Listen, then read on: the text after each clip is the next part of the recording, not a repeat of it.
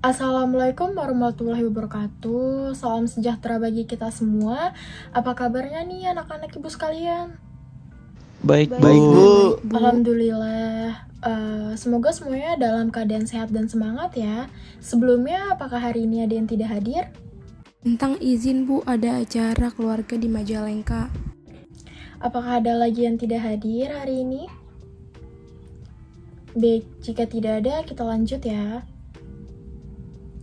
Nah, pada pertemuan hari ini kita akan mempelajari materi tentang K3LH. Nah, sebelumnya ada yang tahu nggak nih K3LH ini singkatan dari apa? Kesehatan dan keselamatan kerja lingkungan hidup, Bu. Iya, betul sekali. K3LH adalah kesehatan dan keselamatan kerja lingkungan hidup. Nah, selanjutnya ada yang tahu nggak sih kenapa kita harus mempelajari materi ini? Tidak tahu, Bu. Nggak tahu, Bu. Nggak tahu, Bu. Baik, kita harus mempelajari materi ini karena kecelakaan di lingkungan kerja merupakan peristiwa yang dapat terjadi kapan saja dan tentunya tidak diharapkan.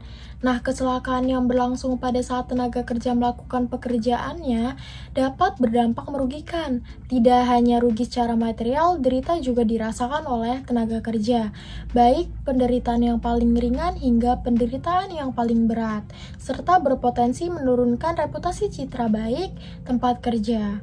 Nah, suasana dan situasi tempat kerja yang tidak mendukung keamanan dan kesehatan juga dapat mengancam keselamatan orang-orang yang berada di lingkungan tersebut dan beresiko mengganggu pekerja dalam mengerjakan tugasnya. Nah, perlindungan terhadap keselamatan dan kesehatan tenaga kerja di Indonesia itu dapat dikatakan masih rendah dengan bukti kecelakaan kerja yang terus meningkat setiap tahunnya. Nah, dari banyaknya jumlah kecelakaan yang dialami oleh para pekerja tersebut, maka diperlukan usaha-usaha untuk melindungi mereka. Salah satu usaha yang dapat diupayakan yaitu dengan memberikan pendidikan terkait K3 sebelum terjun ke lapangan kerja sebagai tindakan pencegahan. Nah, di sini Ibu punya video YouTube dari channel Arsitektur Landscape terkait bahaya yang terjadi jika tidak menerapkan K3 dalam lingkungan kerja. Disimak videonya ya, teman-teman.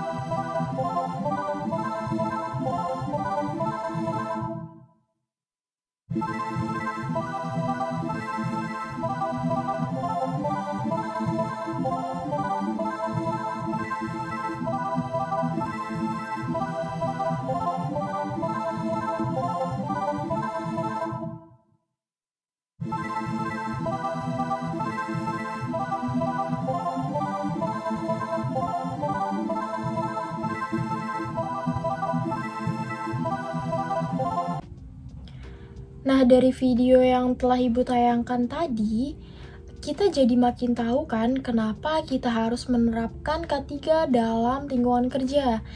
Nah, menurut kalian gimana sih para pekerja proyek itu ngejaga keselamatannya saat mereka bekerja? Ada yang tahu? Saya izin menjawab, Bu. Dengan pekerja menggunakan APD atau alat pelindung diri, Bu.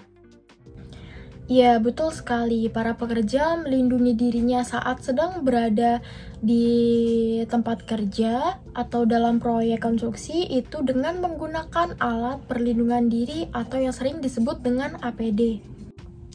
Nah, selanjutnya Ibu meminta kalian untuk berkelompok dengan satu kelompok beranggotakan 5 orang, bebas siapa saja dan kalian yang menentukan sendiri. Ibu kasih waktu selama 3 menit untuk menentukan kelompoknya masing-masing. Baik, Bu. Nah, jika sudah mendapatkan kelompok semua, selanjutnya Ibu akan memberikan tugas kepada kalian, yaitu diskusi dengan kelompoknya masing-masing terkait yang pertama, pengertian dari K3LH, yang kedua, dasar hukum dari K3LH, dan yang ketiga, yaitu fungsi dari setiap alat perlindungan diri atau APD. Nah, buat dokumen presentasi berupa PowerPoint sederhana dan presentasikan di depan kelas. Waktunya berapa menit ya, Bu? Nah, untuk waktunya, Ibu akan memberikan waktu selama 60 menit untuk mengerjakan tugasnya dan dimulai dari sekarang. baik, Bu. Nah, jika ada yang masih bingung atau ada yang ingin ditanyakan, boleh banget nih ditanyain ya. Untuk referensinya bagaimana ya, Bu? Nah, untuk mengerjakan tugas ini, kalian bisa menggunakan buku yang telah diberikan oleh sekolah atau dari sumber lain seperti internet dan lainnya, bebas ya. Baik, Bu. Terima kasih. Nah, tugas ini dikerjakan bersama-sama ya anak-anak, berdiskusi dengan teman-temannya. baik, Bu. Baik, waktunya sudah habis untuk mengerjakan tugasnya. Selanjutnya, setiap kelompok mempresentasikan hasil dari diskusinya dan silahkan untuk kelompok 1 maju ke depan.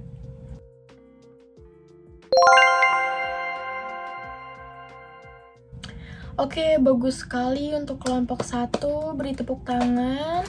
Dan selanjutnya kita lanjut ke kelompok 2. Silahkan untuk kelompok 2 untuk mempresentasikan tugasnya.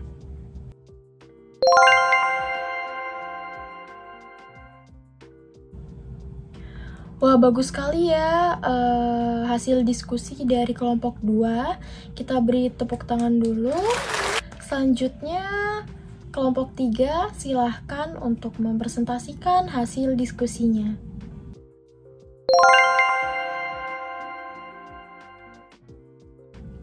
Iya, bagus sekali untuk kelompok 3 hasil diskusinya, beri tepuk tangan.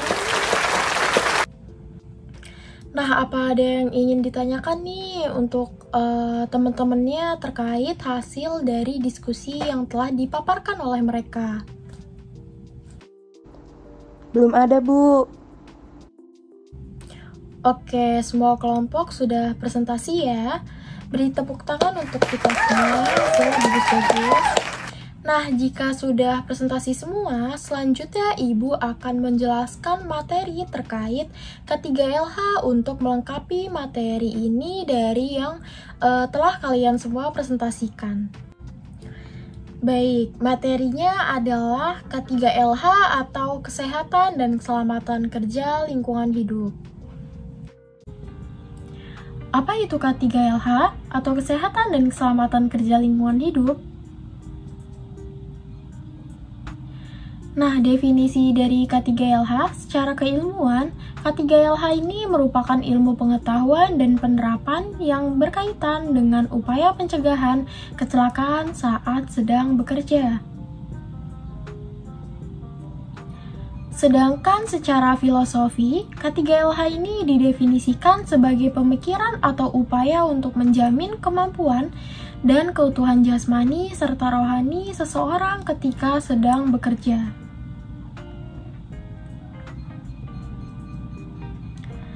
Nah, secara keseluruhan, definisi dari K3LH ini, K3LH merupakan suatu upaya perlindungan agar tenaga kerja selalu dalam keadaan sehat dan selamat selama melakukan pekerjaannya di tempat kerja, termasuk orang lain yang memasuki tempat kerja dan proses produksi berjalan dengan aman.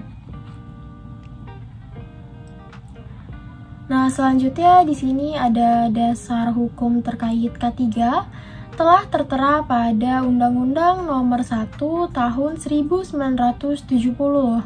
Nah, undang-undang ini mengatur kesehatan dan keselamatan kerja. Nah, dasar hukum ini mengatur perihal tempat kerja yang baik, entah yang berlokasi di tanah, darat, permukaan air, hingga udara. Berlaku untuk tempat kerja yang berada di wilayah kekuasaan Republik Indonesia. Nah, undang-undang ini juga mengatur tentang kewajiban pemilik kerja atau perusahaan dan seluruh tenaga kerja untuk melaksanakan kegiatan keselamatan kerja. Lalu ada tujuan dari K3LH.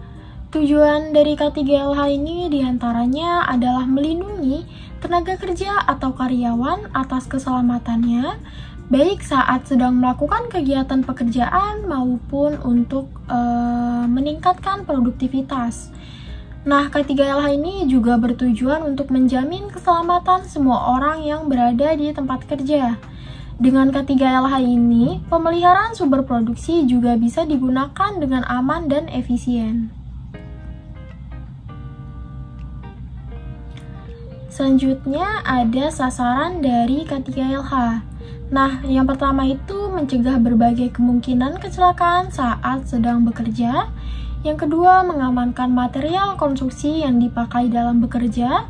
Yang ketiga, menjamin area kerja yang sehat, aman, bersih, dan nyaman agar bisa meningkatkan semangat dalam bekerja.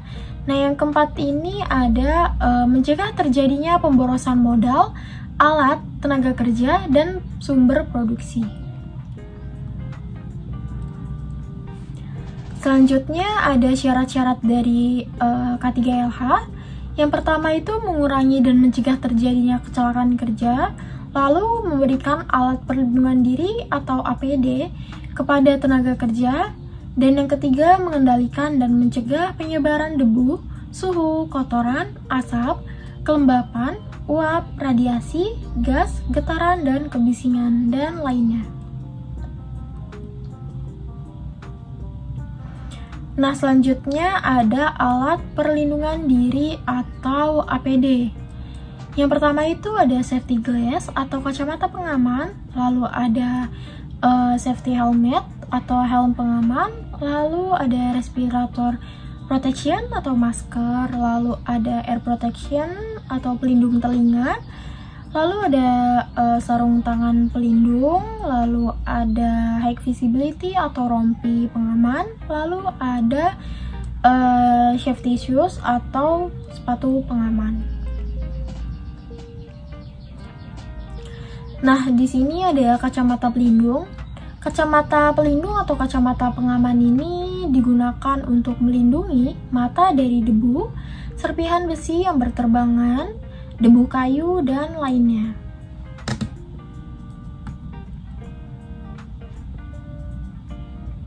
Selanjutnya ada helm pengaman atau helmet. Ini digunakan untuk melindungi kepala dari bahaya yang berasal dari atas. Contohnya seperti peralatan atau material konstruksi yang jatuh dari atas. Jadi helm pengaman ini untuk melindungi kepala. Selanjutnya ada masker. Masker ini digunakan untuk melindungi pernafasan. Misalnya dari serbuk kayu sisa dari kegiatan memotong kayu, mengamplas, dan lainnya. Selanjutnya ada pelindung telinga atau ear protection. Nah, pelindung telinga ini digunakan untuk melindungi telinga dari kebisingan, seperti mesin yang memiliki suara yang cukup keras. Selanjutnya juga ada sarung tangan. Nah, sarung tangan ini digunakan untuk melindungi tangan dari bahaya paparan cairan tubuh, menghindari luka lecet, luka teriris, luka terkena bahan kimia, dan terhadap temperatur yang ekstrim. Lalu ada APD rompi safety. Nah, rompi safety ini tujuannya adalah melindungi badan manusia terhadap pengaruh-pengaruh yang kurang sehat atau yang dapat melukai badan. Selanjutnya ada sepatu pelindung atau safety shoes. Nah, sepatu pelindung ini merupakan perlindungan terhadap kaki. Setiap pekerja konstruksi perlu memakai sepatu dengan sol yang tebal agar bisa bebas berjalan di mana-mana tanpa terluka oleh benda-benda tajam atau kemasukan oleh kotoran dari bagian bawah. Nah, bagian muka sepatu harus cukup keras agar kaki tidak terluka jika tertimpa benda dari atas.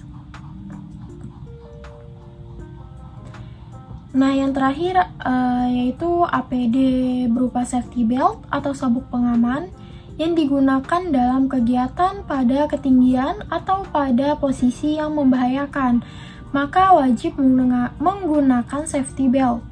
Nah, fungsi safety belt ini untuk menjaga pekerja dari kecelakaan kerja, misalnya seperti kegiatan erection baja pada bangunan tower. Nah, selanjutnya Ibu punya pertanyaan nih. Apa sih alasan diperlukannya K3LH? Ada yang tahu? Hak asasi manusia, Bu.